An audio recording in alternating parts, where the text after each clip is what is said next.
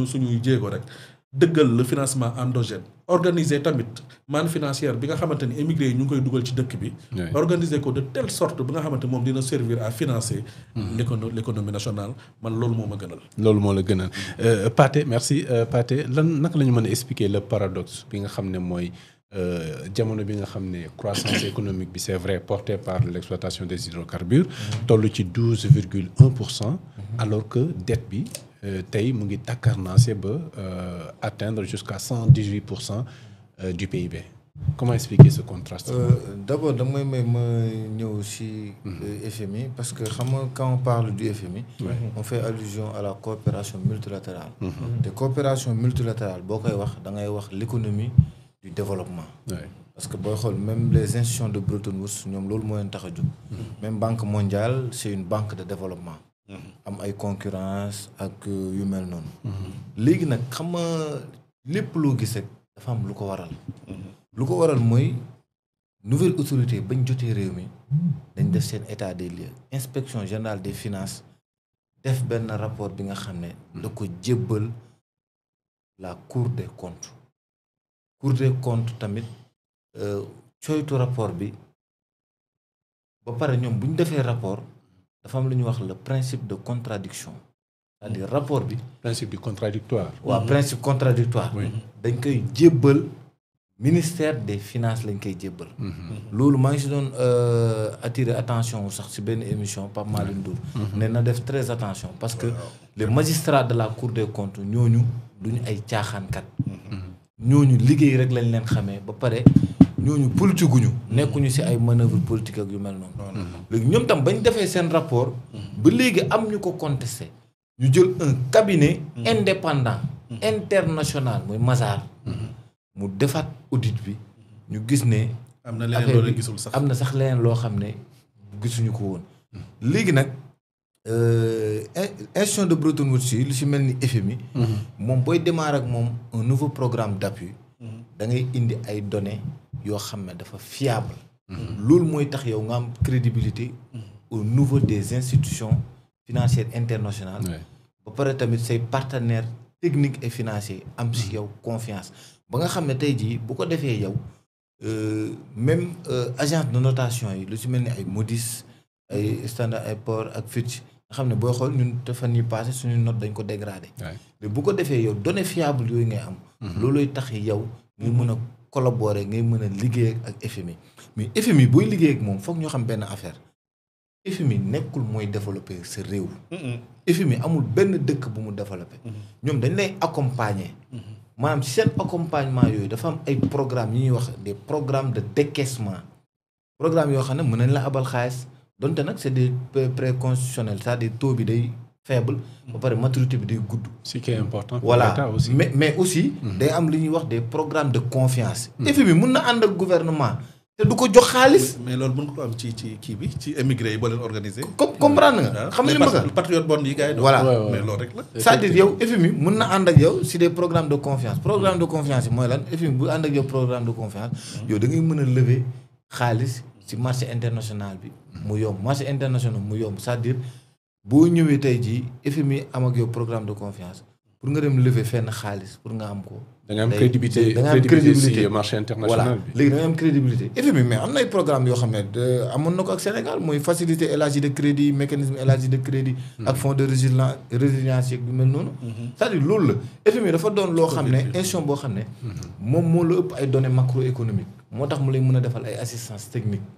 léegi nag mais nekkul ne moom mooy développer sa réew bu nekk yow rek yaa mën a développer sa bopp yow yaa xool sa politique xool sa volonté xool yow noo mën a développer sa réew léegi nag ba cabinet Mazars bi defee audit bi FMI ñëw prendre acte mais ba mu prendre acte aussi ñoom décision bi ñi nga xam ne def nañ seen rapport bi décision bi ñoom conseil d'administration moo si des da koy jël mu xool ndax dette bi ñii dañ ñu koy baal duñ ko fay wala dette bi ñun dañ koy fay wala ñu defal ñu ay moratoire xool na nañ koy fay mais am na benn dëkk bu ñuy wax Équateur mais ñoom en 2008 ba ñu defee seen audit dette ñoom fayuñu seen bor c'est-à-dire pour wax la ne xam nga mais l'initiative est agitée actuellement. parce que il y a une initiative citoyenne.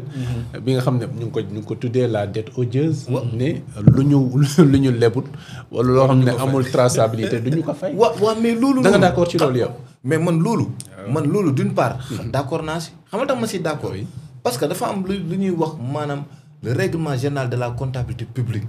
en son article 133 moom moo wax loolu. c'est-à-dire yow booy dem bay leb dara. day fekk assemblée nationale autorisé na la ko. léegi nag assemblée nationale boo déggee ñuy wax assemblée nationale autorisé ko mooy peuple bi rek parce que assemblée nationale mooy représentant peuple bi. à chaque dette la lay jox autorisation. wala ci loi de finance bi loi de finance bi la lay autorisé nga leb. même bu fekkee président de la république. selon le déficit qui a été. mais même bu fekkee président de la république dafa jël ay décret d'avance après dañ koy régulariser. mais c'est-à-dire affaire bi dafa war a am cadrage budgétaire.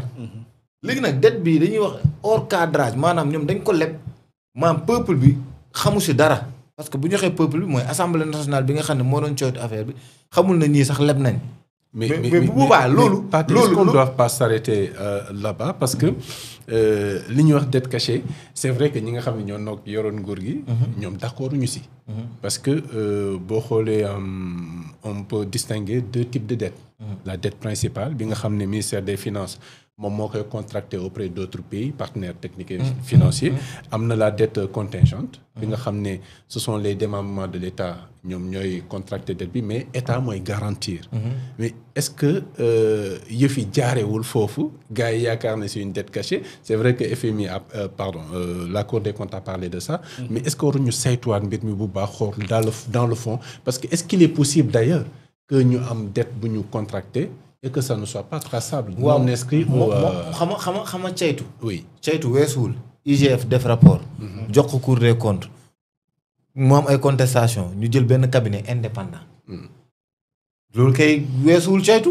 caytu nañ ko fu ñu ko war a caytu yëpp c'est-à-dire dette cachée day revêt deux caractères. dafa am caractère budgétaire ak caractère comptable. caractère budgétaire moom laa la expliqué sànq mooy hors cadrage bi mu la wax. dugaluñ ko ci loi de finance bi. léegi nag. bu ñu waxee dugaluñ ko ci loi de finance bi c'est-à-dire dette bi nekkul ci loi de finance initiale bi. mais aussi nekkul ci loi de finance rectificative yi. mais kon léegi dañuy naan dette bi kon anamu. le principe de la loi de finance par exemple bu ñuy voter budget. am na ce qu'on appelle les recettes. les dépenses. et le déficit. maintenant bu ñu définir par exemple recettes yi nga xam ne état dañ koy am. état day am par exemple 3000 milliards. de recettes. ñu ne les dépenses de l'État s'élèvent par exemple à 4500 milliards. bon c'est on peut dire trop dire 3500 milliards par exemple. on a un déficit donc de 500 milliards. donc foofu bu ñu voter budget bi rek ça veut dire qu'en amont. mais systématiquement on autorise. les services de l'État à s'endetter pour pouvoir combler les dépenses. loolu la ñuy wax. loolu la ñuy wax la planification de l'endettement. endettement dañ koy planifier. état mais je veux dire autorisation bi c'est déjà donné c'est-à-dire que mënuñu ko def mënuñu endetté wu. voilà léegi nag yow loolu moo koy autoriser. mais loolu nga wax la ñu autoriser. mais ñii nag baal ma rek ma préciser foofu dara. maanaam dañu lay autoriser foofu.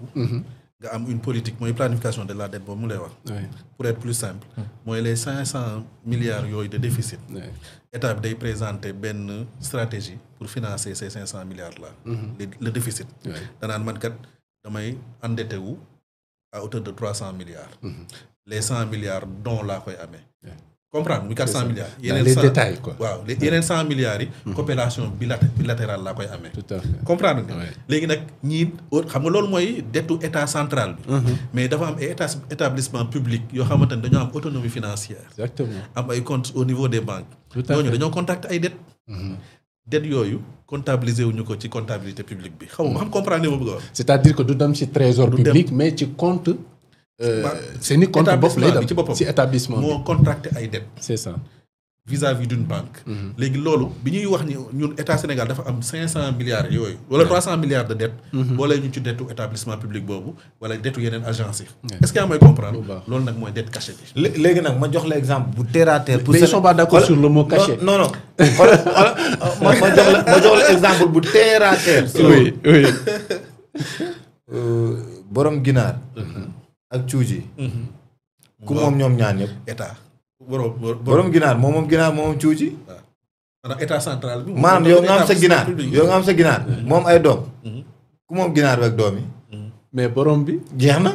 mais moo leen di garantir aussi. moo tax FMI sax dafa waxoon état bi. da ngeen fexe ba am benn guichet unique. nga xamante ne da ngeen di centraliser lépp. maanaam tout ce qui est ressource étatique da ngeen koy centraliser ñu mën a xam exactement ñaata la état bi di am yan dette la ñuy contracté. yan dépense la ñuy def mais baal ma j'en profite. oui j'en profite pour dugg ci. dañuy pelloo quoi man ak Pathé. voilà man dama leen relancer rek ngeen pelloo yéen ñaar ci mesure collective yi nga xam ne proposé nañ ko. en fait proposé nañ ko état. mooy ñu fexe rek ba centraliser.